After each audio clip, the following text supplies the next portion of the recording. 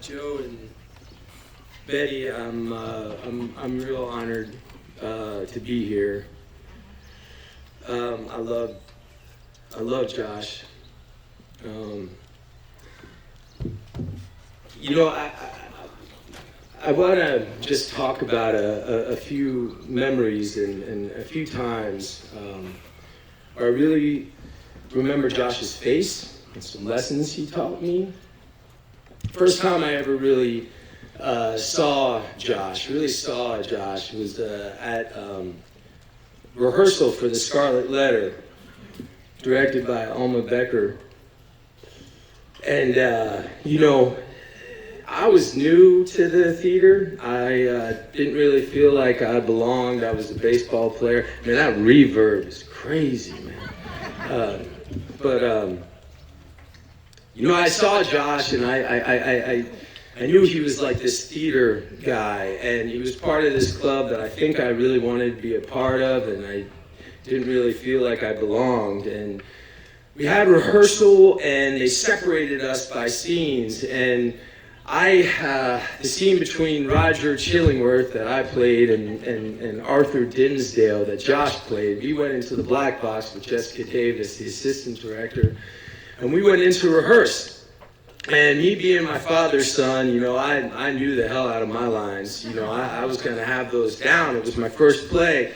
But, you know, due to my just like vast inexperience and my general just like kind of orangutan-like attitude towards life at that point in my existence, I thought that the responsibility of an actor was to know his lines, but I had no idea that you had to read all the other shit like in between the lines, like the stage directions and all that, and I did not read that stuff.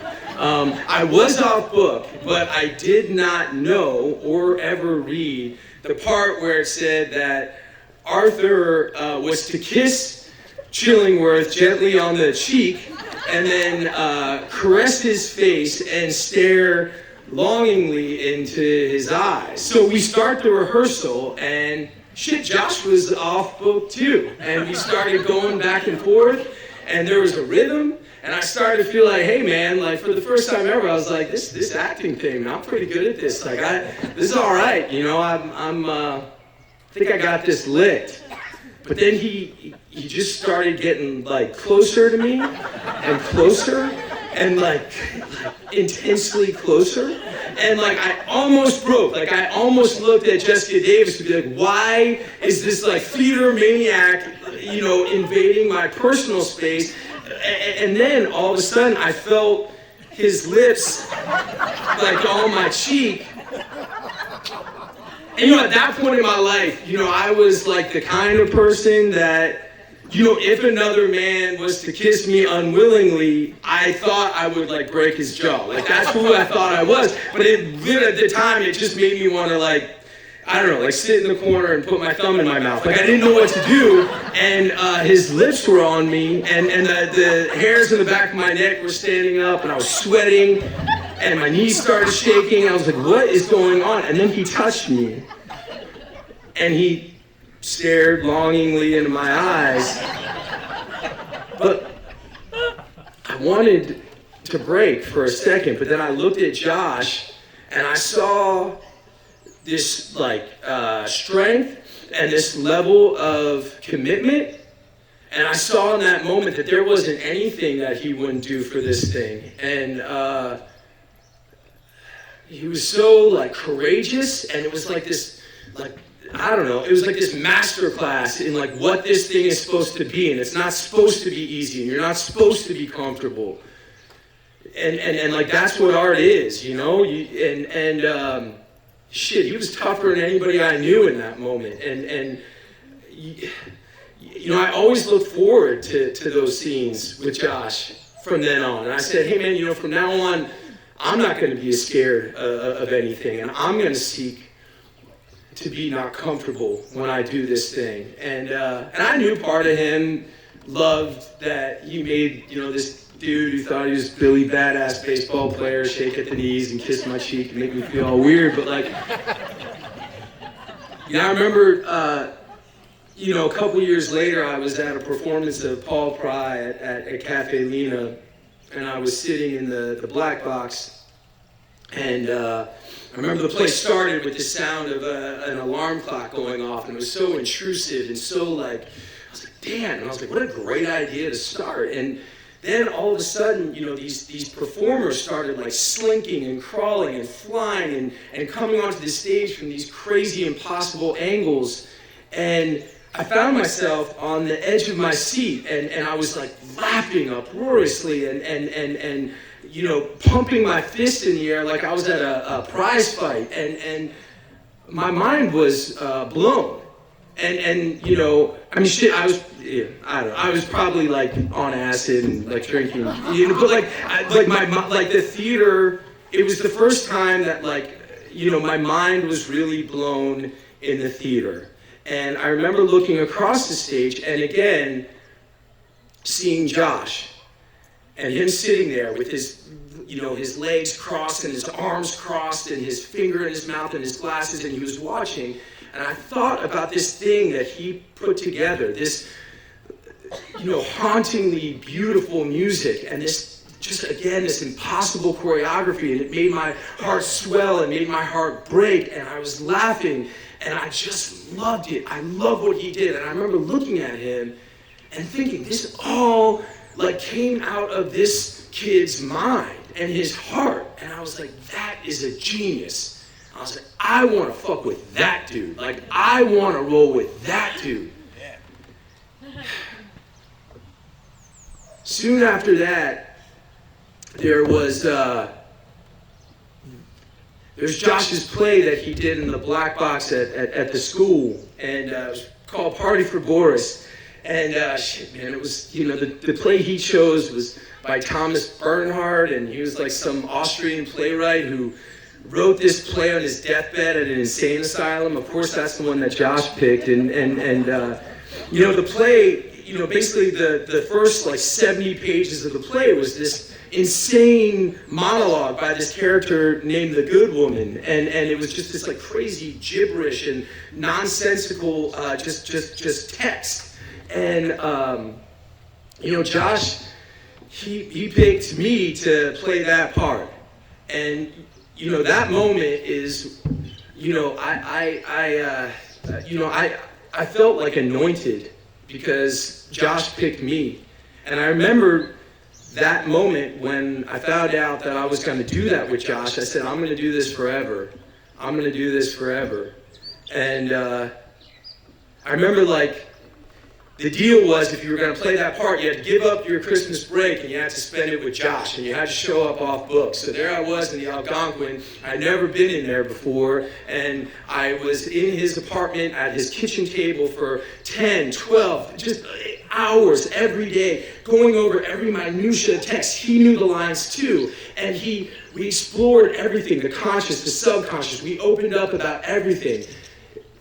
I'd never known you could dive that deep on something. And, with Josh, there was a level of support there and a level of he and I in it together that I think to this day, it's all the theater and the TV and all the bullshit that I do, I think I'm still searching for that thing that I had with him. Josh and Kate and I would sit in that black box before the play would start, and it's just we were in it together, and it was vital, and I just felt so supported, and you can hear it. I mean, these other people that spoke are so much more eloquent than I, and Josh himself with his words, but his support, his love for his performers.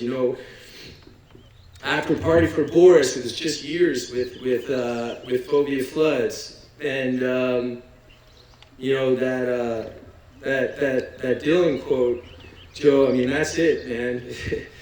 Those days, he had us doing the most inane, insane stuff, I mean, plays here and in New York and in DC and these crazy long rehearsals that, he never admonished us, he never yelled at us, he never humiliated us. It's just that as hard as we were working, he was working 10 times harder, It just meant so much to him. You know, he's the purest artist that I've ever known, hands down. And I really was proud to be his actor. Like, I was his actor, and I still consider myself that. And I'm just so grateful for just all the lessons, you know, and that magical time and his genius. And you know, the last time that I saw Josh was in Linda Loma Hospital out there in San Bernardino Valley. And you know, I heard that he was there. And, you know, it was like the height of this whole COVID thing, man. And you know, that was like, California was like the place where it was just, you know, especially in San Bernardino right there. And I was starting a movie the next day. And we drove out there, me and my friend Lauren, 3 hours. And we get to the place, and, you know, there's this giant, like, COVID tent of people who, like, knew they were affected going in this huge hospital. And, you know, I put on all these, like, masks and smocks, and I had like a face shield. I was in this like weird, crazy costume, and I went into the hospital, and you know, I got in, and I went up into the ICU, and you know, there's all these, you know, there's all these like you know, bodies everywhere. It was super crowded. People hooked up to machines, and these doctors and nurses walking around in these like crazy space suits. And I was like, holy shit, this is like one of his shows, man. This is like right from, you know, his brain. And like right there, like in the middle of it all, was like this angel, man. And he was like, you know, he was there, and I like wanted to like scream, like, you people have no idea who that is, man. How special he is and how sacred he is. You know, and I walked over to him, and you know, the doctors were, you know, telling me, oh, you know, his body's here, but all this, and you know, and I know a lot of you wanted to like Zoom with him and stuff, so like, you know, I got my phone out, and it's so crazy, it was so crowded, and there's all these people, and I'm like Zooming, I'm like trying to, you know. And then, you know, I called Sue, and she started like singing to him on my phone. I put it up to his ear, and a tear came out of his eye. I said, the nurse, look, he's crying. Like she said, no, it's just his thing. I said, no, you don't know who that is. You don't know the size of that heart. And yeah, and then, you know,